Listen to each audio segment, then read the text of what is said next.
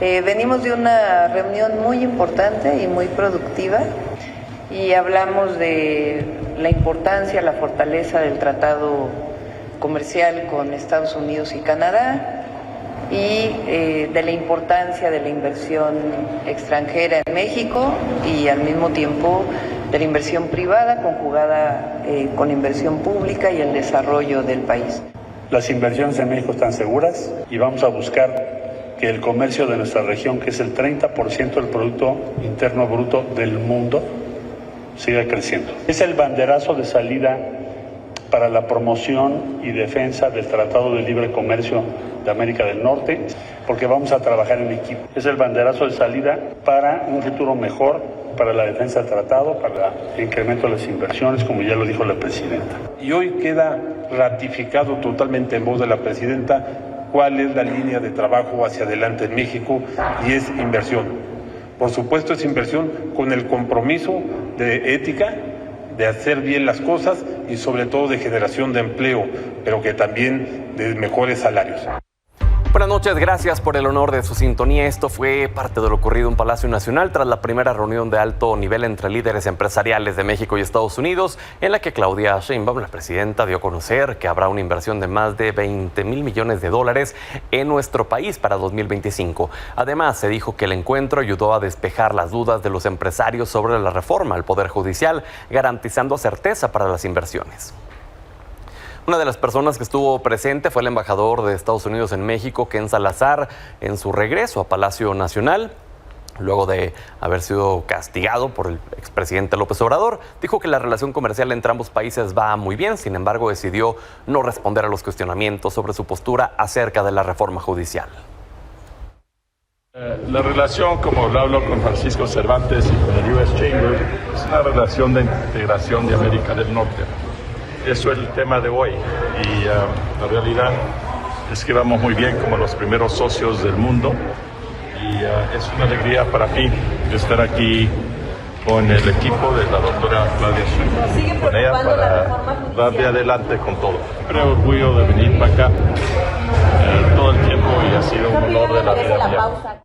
Bueno, y de forma paralela, Donald Trump esta mañana participó en el Club Económico de Chicago, donde advirtió que de ganar las elecciones impondrá aranceles a los automóviles mexicanos, por lo que no se podría vender ni un solo auto en territorio norteamericano. If I run this country, if I'm going to be president of this country, I'm going to put a 100, 200, 2,000% tariff. They're not going to sell one car into the United States because we're not going to destroy our country. Because I know you're an anti-tariff guy, but I'm the exact opposite. If I had, there was no other way I could have stopped them other than, what am I going to do, negotiate with Mexico or China? You're not going to get anything from them. Hay que destacar que México se ha consolidado como uno de los principales jugadores en la industria automotriz global. El año pasado exportó alrededor de 3 millones de vehículos a Estados Unidos y, según cifras de la Asociación Mexicana de la Industria Automotriz, en este año, desde enero a julio, se han exportado 1,571,273 vehículos. Mientras tanto, hoy en Nuevo León, la empresa sueca Volvo ya arrancó la construcción de su planta para ensamblar camiones y tráileres. Cambiamos de tema. Continuaron hoy las protestas de los trabajadores del Poder Judicial. Durante la reunión de alto nivel en Palacio Nacional se pronunciaron en contra de la reforma judicial. Esto provocó confrontaciones e incluso rompieron las vallas de seguridad.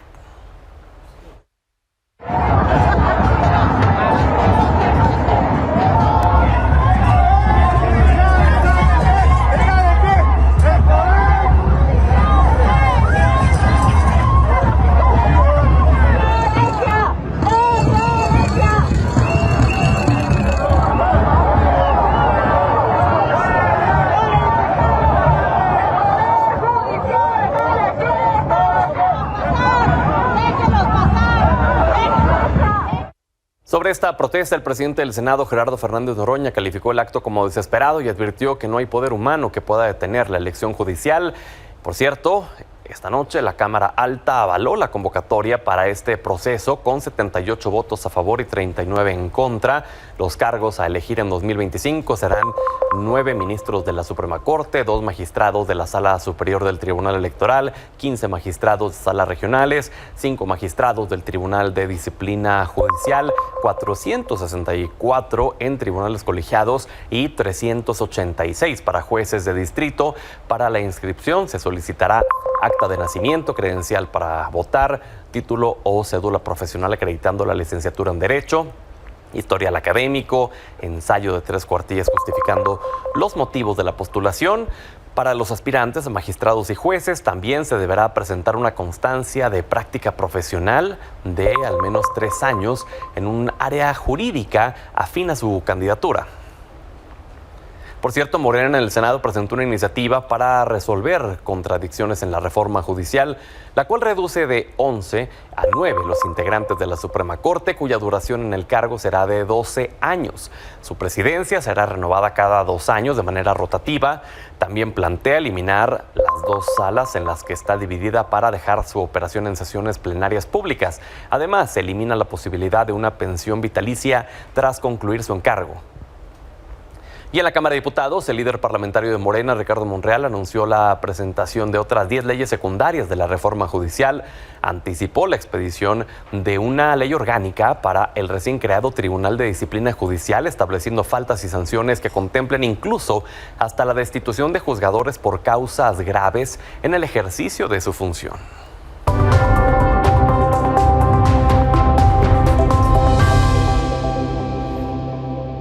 Sobre esto vamos a platicar en nuestra mesa de Punto Medio. Le agradezco a Carolina Villano, senadora del PRI, secretaria general de este partido, Ana Villagrán, integrante del Consejo Político de Clara Brugada, y en unos momentos más, de manera remota, Laura Ballesteros, secretaria nacional de Gestión Ciudadana de Movimiento Ciudadano y diputada federal.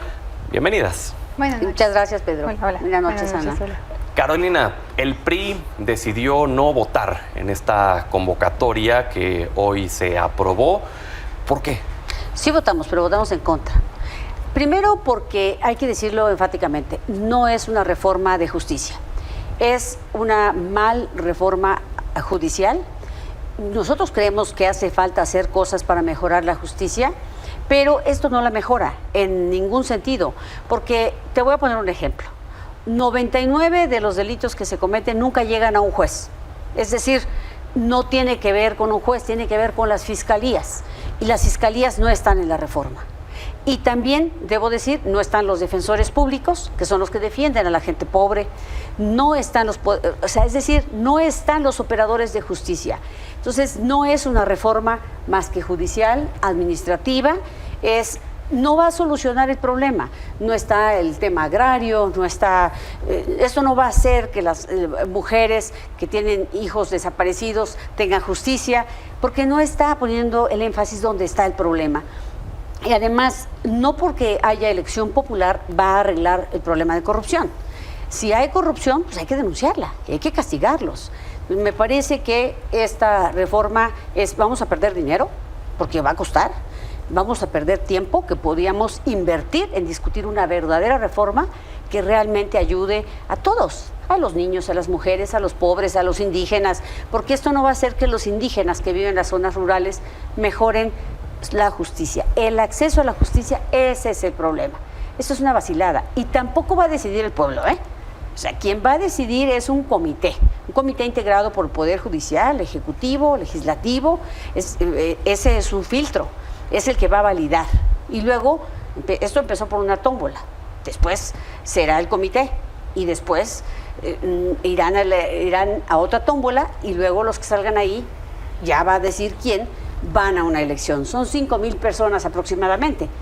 Entonces, es muy difícil que la gente pueda definir en 25 urnas, por ejemplo, aquí en la Ciudad de México, en un solo ejercicio que se hizo, pueda grabarse los nombres. Ya vamos a ver qué dice el INE. Les van a dar dinero público, van a tener derecho a venir a medios, van a debatir, van a tener representante en casilla, va a haber capacitación. Vamos a ver cómo lo resuelven. Ana, ¿qué opinas de esta convocatoria? A mí me parece que sin duda es un reto enorme porque es un proceso nuevo, pero es un proceso donde tan el pueblo llega y tan el pueblo elige, que son los ciudadanos libres mexicanos y mexicanas que van a poder lanzarse para estos cargos públicos. Tú apenas hace 5 minutos pusiste los requisitos que van a tener para poder lanzarse esa convocatoria. La manera operativa administrativa en la que, por ejemplo, el Tribunal de Justicia Disciplinaria y todos estos cargos se están organizando para que se conforme, pues claro que es nuevo. Y sabemos que a la oposición no le gusta, porque obviamente la oposición no quiere que la gente libre, que ya votó, por ejemplo, en el 2024, vuelva a elegir para escoger el próximo año a sus jueces, a sus magistrados y a sus ministros. Pero yo primero quería comenzar mi participación diciéndote al respecto y diciéndole a la gente que te ve que toda mi solidaridad con la ministra Lenia Batres, porque esto de tener que enfrentarse a un hombre tan sensible como el ministro Luis María Aguilar y contra la ministra Piña, justamente en estas discusiones que han tenido por el tema de si son absurdos o no sus comentarios, es justamente la comunicación que está construyendo la oposición. Y hoy yo te voy a decir, porque mira, yo ya fui concejala y yo ya fui diputada en la Ciudad de México. Ningún cargo público es permanente y todo cargo público se tiene que renovar. ¿Por qué hoy hay gente del Poder Judicial que no entiende que al final ellos tienen una responsabilidad emanada del pueblo, para el pueblo y desde el pueblo, ahora con esta visión del Plan C, pero que también pueden y deben ser elegidos por el pueblo? Porque te digo, los cargos no son un privilegio y no deben permanecer en las manos de unos cuantos. Ahora, cuando se hizo la insaculación, por decirlo de manera formal... Y digan la tómbola. La tómbola, vamos a decirlo así. Que iguala. La tómbola. Que te hace igual al otro. Los comentarios que ha habido al respecto, pues han sido del lado de ustedes. Está en la Constitución y es un derecho poder ejercerlo de esa forma. Por el otro lado, lo hemos visto incluso en estas mesas de debate, pues qué manera de acabar con la carrera de personas que llevan toda la vida dedicado a esto, de familias que tenían ya planes a futuro también con una carrera que no es de un día para otro. ¿Qué le dicen a esas familias? Mira, justamente en ese sentido iba mi argumento. Los cargos públicos no son para siempre. ¿Por qué si un diputado no es diputado para siempre? ¿Por qué si tú, por ejemplo, con todo respeto lo digo, no vas a ser conductor de Milenio para siempre? Aunque espero que sí, y más alto.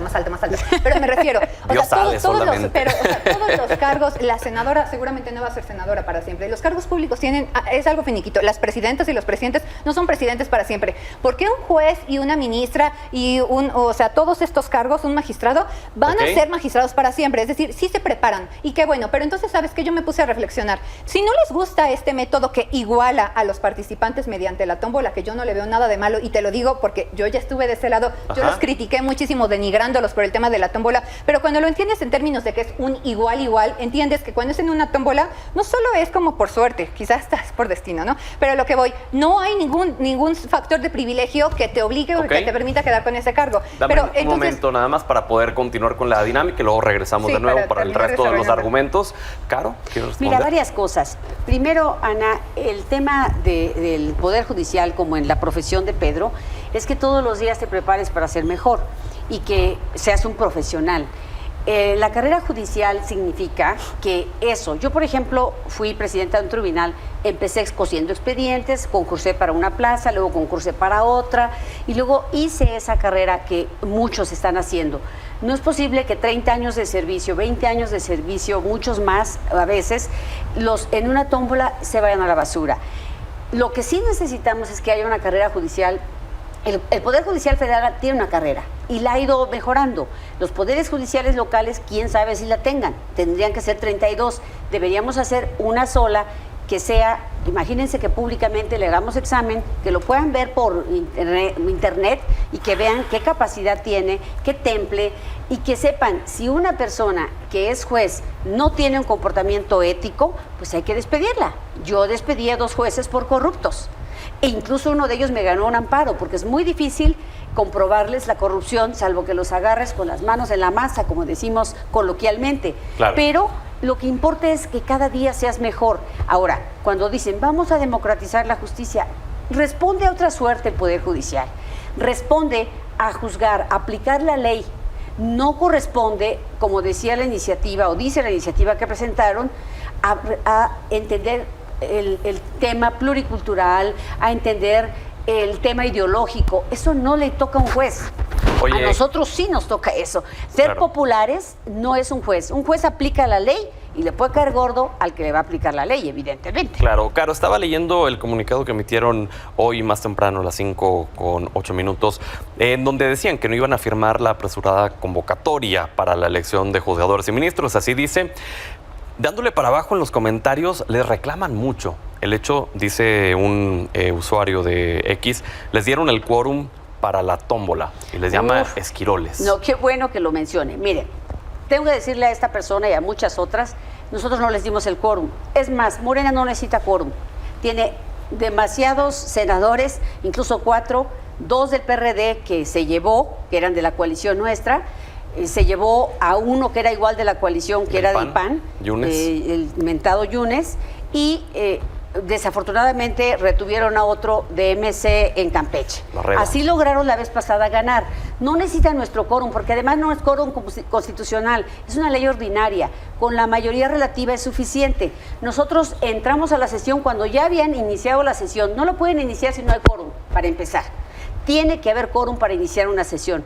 Entramos porque iban a votar una cuestión que le agregaron, le modificaron a un acuerdo y entramos a votar en contra.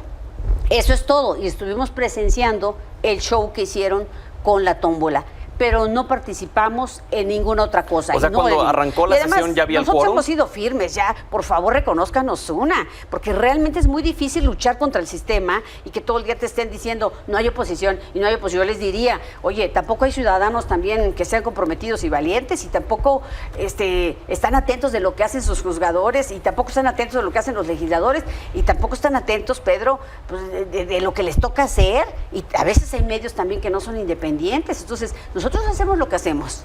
Entonces, al momento en el que ustedes entraron, lo que me dices es que ya había el quórum. Claro. Y ustedes ya no iban a hacer diferencia, digamos, en esa suma. Ni nos necesitan para acabar pronto. Okay. No nos necesitan. La gente no les dio la mayoría porque, insisto, corrompieron a 4 senadores.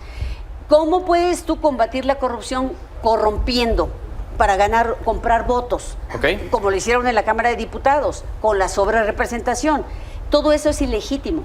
Laura Ballesteros, te saludamos vía Zoom. ¿Qué opinas al respecto?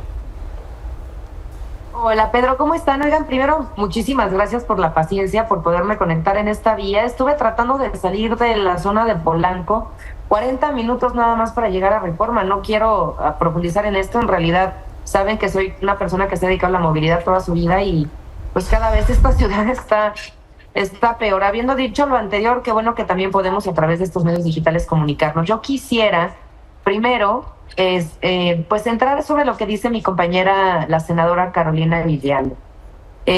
¿Cómo podemos normalizar un proceso democrático en donde el Poder Ejecutivo está tomando al Poder Legislativo, al Poder Judicial tomando al Poder Legislativo, cuando primero las autoridades electorales de manera ilegal otorgaron una sobrerepresentación tanto en diputados como en senadores? Es decir, lo que hoy está sucediendo no hubiera pasado si la burocracia electoral no se los hubiera otorgado de manera facciosa y ilegal. Número 2, es decir, por eso este proceso es ilegal, digo, de facto, ¿no? Más allá del fondo, que además no podemos discutir, ahí están los argumentos. Número 2, si fuera lo que el pueblo dijo y lo que el pueblo votó, ¿por qué tuvieron que comprar a 2 diputados del PRD, a un diputado del PAN y haberle coaccionado su voto y su libertad a un diputado de Movimiento Ciudadano, capturando a su padre en su estado natal para que no pudiera votar? Estos casos los estamos denunciando desde Movimiento Ciudadano en la Comisión Interamericana y en la Corte Interamericana de Derechos Humanos para que emitan una postura y una sanción y una sentencia, porque ¿qué le espera a este país para construir sus procesos legislativos, ejecutivos y judiciales cuando hay esta coacción y este uso faccioso del poder por parte del Ejecutivo y por parte también del Estado mexicano y en manos de Morena? Habiendo dicho lo anterior, pues la tómbola es de risa por sí sola. Es una tómbola en donde está poniendo en el despido, porque eso es lo que está sucediendo, está despidiendo a personas que su vida la han dedicado a la justicia y a la impartición de la misma y a proteger los derechos de las personas, para que una bolita sea la que decida si se van o se quedan. Número 2, ¿en dónde quedan las mujeres en este proceso? Yo ayer subí un posicionamiento desde la Cámara de Diputados diciendo, llega una presidenta a la presidencia de la República, una mujer, pero se van las mujeres del Poder Judicial y se van las mujeres del Poder Judicial por una tómbola, por un sorteo, en donde ellos están diciendo quién sirve y quién no. Romper los techos de cristal para estas mujeres fue dificilísimo de hacer y hoy con una pelotita les están diciendo que se van y que no pueden continuar con lo mismo. A mí me parece muy complicado de comprender y ojalá que esta misma mayoría sea capaz de explicarle a su presidenta cómo están dejando a las mujeres fuera y cómo, si llega una, no llegaron todas. Dame un momento, Laura. Ana, ¿quieres responder algo? Pues es que Laura, desafortunadamente... Hola, mi Laura. Primero te mando un beso. Hubieras llegado en bicicleta.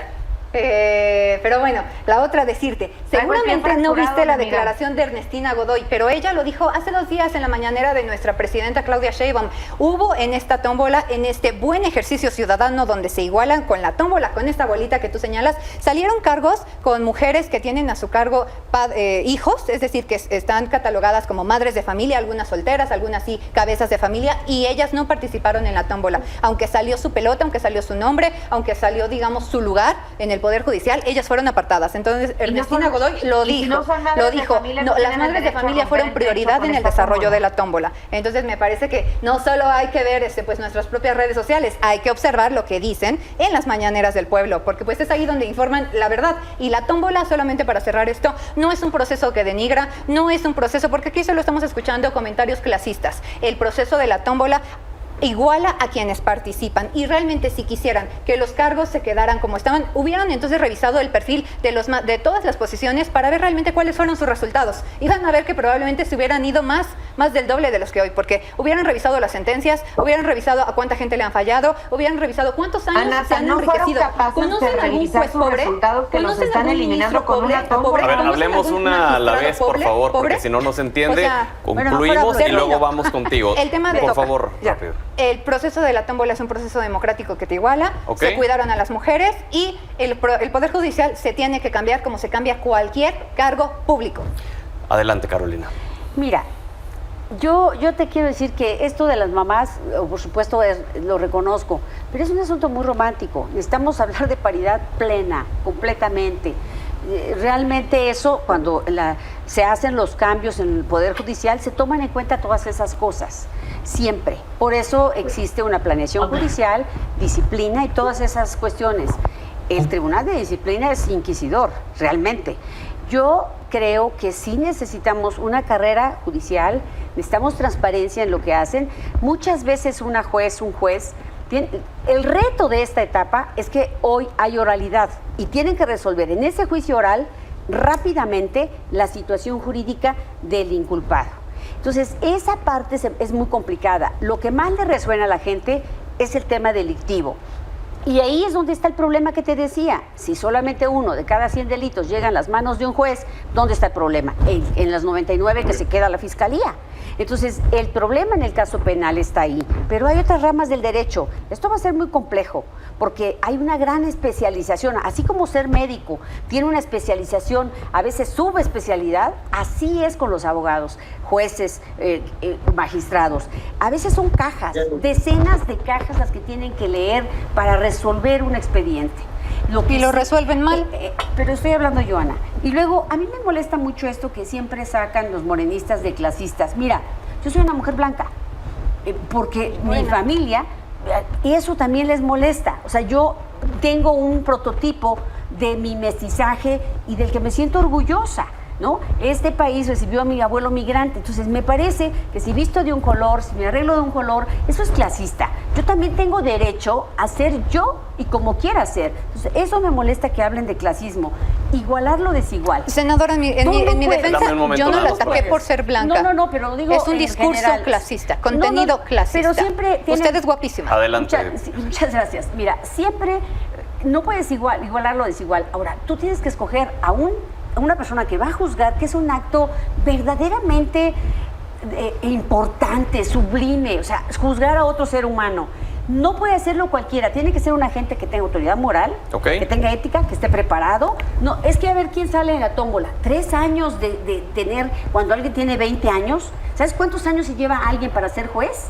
Muchísimos años, 3 años. La recomendación de unos vecinos, imagínate, o sea, eso me parece denigrante, me parece verdaderamente una ofensa para los juzgadores. Laura, vamos contigo y terminamos. Nos fue el tiempo volando, caray.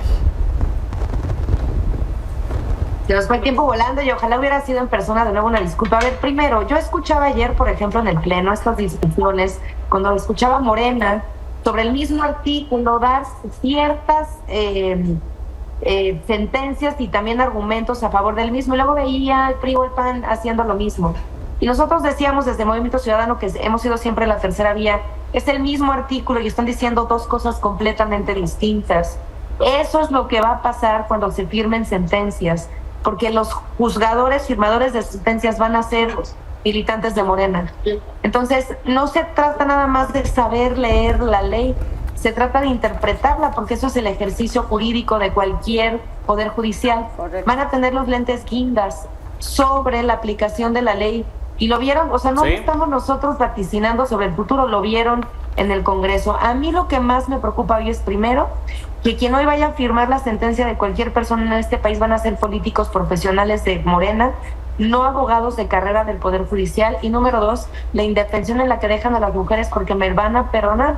Por el artículo 500 no asegura que este comité de evaluación vaya a poner a la paridad de género por encima de las otras selecciones. Se les caigan las bolitas en medio de la selección. Ni siquiera se esperaron a tener una ley para poder regular el sorteo que estaban teniendo. Ni siquiera se esperaron también para hacer listas por estado en lugar de hacer una lista nacional como las votaron. Esto a todas luces también es controvertible. Y yo les digo una cosa, desde Movimiento Ciudadano emprendimos ya dos instancias legales. La primera, vamos a ampliar el amparo que tu servidora presentó, en donde vamos también a controvertir y a poner una suspensión sobre este proceso de la tómbola. Y número dos, acabamos de meter una acción de inconstitucionalidad desde Movimiento Ciudadano para poder también revertir la reforma judicial. Claro. Esto no le va a garantizar más justicia a la gente, esto le va a garantizar la justicia a un partido político. Pues muy bien, gracias Laura, gracias Ana, gracias Carolina. Gracias, Pedro. Nos vemos la siguiente semana, vamos a la pausa, regresamos.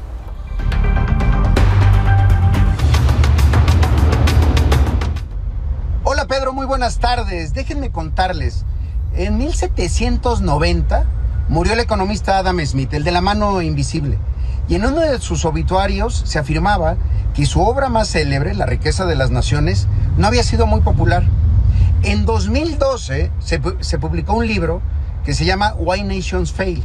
¿Por qué fracasan las naciones? Los orígenes del poder y la prosperidad y la pobreza. Y ese libro también despertó adeptos y críticos.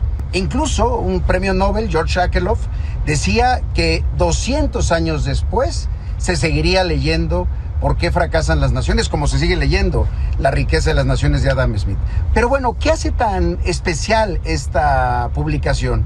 Que sus autores, James Robinson de la Universidad de Harvard, Daron Acemoglu del Instituto Tecnológico de Massachusetts, presentan una simple pero muy poderosa hipótesis: que los países ricos lo son porque tienen instituciones políticas y económicas inclusivas, y que los países que son pobres lo son porque sus instituciones son extractivas.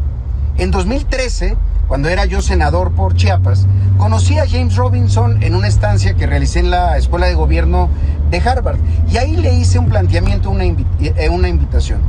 Si su libro proponía el éxito económico de los países determinado por el diseño institucional, entonces, en un país como México, era posible preguntarnos por qué fracasan las regiones. Y me dijo que sí. Me dijo que sí a la pregunta y me dijo que sí a la invitación a venir a México. Y en abril del 2013, James Robinson estuvo en el Senado de la República presentando la conferencia ¿Por qué fracasan las regiones? Sobre eso, sobre la conferencia de James Robinson, es de lo que les platico en mi artículo de hoy, publicado en las páginas de Milenio Diario, que lleva por título Un Nobel de Economía muy 4T.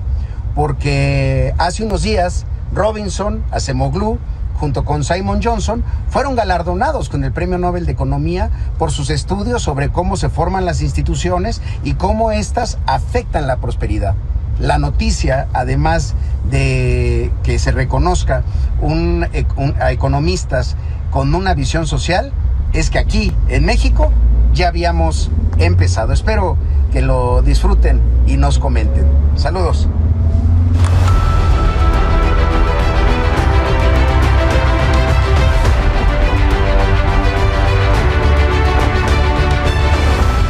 unas semanas de la elección del 5 de noviembre en Estados Unidos. ¿Y cómo van las encuestas? Le agradezco a Yamil Nares, director de Defoe y especialista en opinión pública. Bienvenido. Muchas gracias, Pedro, por la invitación. A ver, vamos de lleno. ¿Qué dicen las encuestas? Mira, nosotros estamos haciendo un agregador de encuestas. No estamos haciendo encuesta, es un agregador donde consideramos a las encuestas más importantes y con las mejores características metodológicas en Estados Unidos y agregamos y modelamos para tratar de predecir qué es lo que va a suceder. Yo creo que si tuviéramos que nombrar o darle un nombre a esta etapa en específico, a 3 semanas de la elección, le podríamos poner algo como nada para nadie y cierta ventaja para Kamala Harris, ¿no? Okay. Y esta historia o este encabezado podría estar sustentado principalmente en 3 cosas. 1, la votación en el agregado a nivel nacional. 2, el voto en los estados. La suma, primero en los estados, porque recuerda que en Estados Unidos no es como en México, sino el que gana la votación de los estados es el que gana la presidencia, el colegio electoral, ¿no? Entonces, el colegio electoral tiene 538 votos y de esos votos, si más o menos tienes 270, puedes ganar. Y el tercer elemento es justamente el que mencionas, los estados bisagras, ¿no? Creo que lo importante a nivel nacional en el agregado es que hay momentos específicos. Por ejemplo, cuando Kamala Harris o Biden le cede el lugar a Kamala Harris, esto fue por ahí del 22 de julio, en esa fecha lo que sucede es que Kamala estaba 3 puntos por debajo en la intención de voto, en nuestro agregador y en las distintas encuestas. Posteriormente, ya en agosto, se empieza a cerrar y cuando a ella la nombran candidata, está empatada prácticamente 46, 47 puntos los dos. Y posteriormente, cuando se hace la convención nacional demócrata, ahí lo que sucede es que ella empieza a tener cierta ventaja de 1.8. Fíjate el margen que estamos hablando. Por el momentum. Exacto. Y esto crece y se consolida hasta el debate, cuando en realidad lo que empieza a tener es que tiene alrededor de 2.8, casi 3 puntos de ventaja, se sigue consolidando después del debate hasta llegar a 3.3 y empieza a bajar de nuevo. Y ahorita, en comparación con la semana pasada, cuando entonces actualizamos ahora el modelo, ya no son 3.3 de ventaja, sino son 2.8, es decir, parece que se empieza a cerrar la burbuja a nivel nacional. Pero a ver, a nivel nacional puede pasarle lo que le pasó a Hillary Clinton, que puede ganarlo y puede no ganar la presidencia, porque justamente lo que importa es el colegio electoral. Y digamos, los estados bisagras son los que van a definir quién se lleva el triunfo. En tus mediciones, en este agregado, ¿qué ves en los estados bisagra? Fíjate, hay dos temas importantes. En todos los estados, si predecimos y tratamos de identificar qué es lo que está sucediendo, la semana pasada Kamala Harris tenía 290 votos contra 248, es decir, 42 puntos arriba Kamala Harris con el colegio electoral, con los votos del colegio electoral. Esta semana se cierra y la diferencia es solo de 30 votos. ¿Por qué? Porque se pierde Nevada, ¿no? Nevada está tan empatado que lo que está sucediendo es que la semana pasada era de Kamala, ahora está la intención de voto con Trump. Y después, si analizamos, como bien mencionas, los estados bisagra, nosotros estamos dando seguimiento a 2 estados bisagra, que te comento algunos, Arizona, Florida, Wisconsin, Carolina del Norte, Pensilvania. Todos esos, además de son los estados bisagra, porque han estado cambiando en las últimas elecciones y además la información está muy cerrada en las encuestas. Entonces, ahí es donde tenemos que poner mucha atención. De esos puntos, la semana pasada tenía 89% de sus votos Trump contra 79. Esta semana tiene 95 votos Trump. Es decir, subió y cayó Kamala Harris a 73 puntos. Entonces, esto está cerrado, esto está empatado, con ligera ventaja todavía para Kamala. Creo que por eso nos podemos quedar con Kamala, pero hasta ahora con esta información así estamos. Pues, mi estimado Yamil, muchísimas gracias por compartirnos estos datos. Te esperamos más frecuentemente, ¿no? Para ir actualizándolo. Claro que sí, a casi más oportunidad compartimos más datos. Así será, gracias. Gracias a ti, Pedro. Pausa, regresamos. Y hablando de las elecciones de Estados Unidos y los estados bisagra, Stephanie Naro, bienvenida. Estuviste en Wisconsin. Así es, Pedro, un estado que es el talismán de esta elección. Ahí inició la contienda. Platiqué con muchísima gente, en especial con Brandon Scholz. Es un analista político de los más chonchos que hay en Estados Unidos, que es socio fundador de Capital Group. Y esto fue lo más relevante que nos dijo. But let's pretend nothing happened as per some people to the state capital generate the seats. How do you think this has changed American democracy, and where do you think is this heading? Do you have a diagnosis of what's coming up? Well, first of all, there's two lines I always remember that politicians left to push this. One was an old politician from Massachusetts. He said, all politics is bull. It is. What matters here, it matters, if that's where you think about things here. The other thing is that politics in the United States is cyclical. It's cyclical. So if you think back to, way back to, Ronald Reagan, all 20, 30 years ago, moving forward to Bush and Clinton and Obama and Biden, we have these cycles where, sometimes you find, candidates from the Democrat Party feeling a little bit more popular, and at other times Republicans more popular. When George Bush was president, he benefited from a disaster to 9/11. But it strengthened his presidency because he showed what a leader he was. He was able to coalesce the country, Republicans and Democrats, as we're all American, all of politics, and then we need to gather together.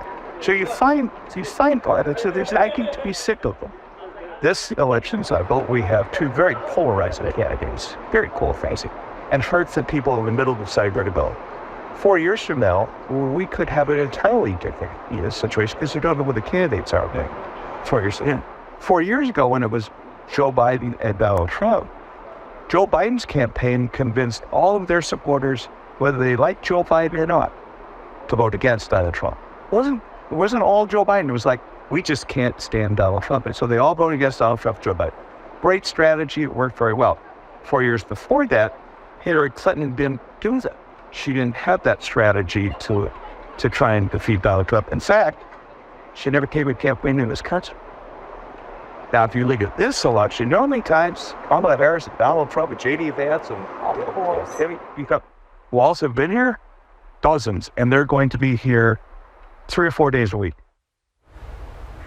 Y así es, porque a principios de este mes Donald Trump estuvo 8 veces en Wisconsin, Kamala Harris va a estar 4 veces esta semana, y es un estado donde todo puede pasar. Kamala Harris le va ganando por 0.6% a Donald Trump. En otras encuestas ya le gana por un 2%, como la de Wall Street Journal, y la de ABC solo pone a Kamala Harris con 2 puntos arriba, cuando antes eran 6. Entonces todo puede pasar. Oye, ¿por qué dices que es un talismán? Porque en el 2016 Wisconsin se pintó de rojo y todo se empezó a pintar de rojo, ya lo dijo Brandon, Clinton no fue. En el 2020 Wisconsin se pintó de azul, todo se pintó de azul, y ahora por eso todos quieren ganar Wisconsin, porque es un símbolo de buen augurio. Y bueno, estaremos viendo parte de las pláticas que estuviste allá en Wisconsin, en este estado talismán, en las próximas semanas de aquí a la elección. Gracias por estar con nosotros. A ti, Pedro, nos vemos la próxima semana. Y gracias a usted principalmente por haber estado aquí, por brindarnos el honor de su sintonía. Hasta mañana.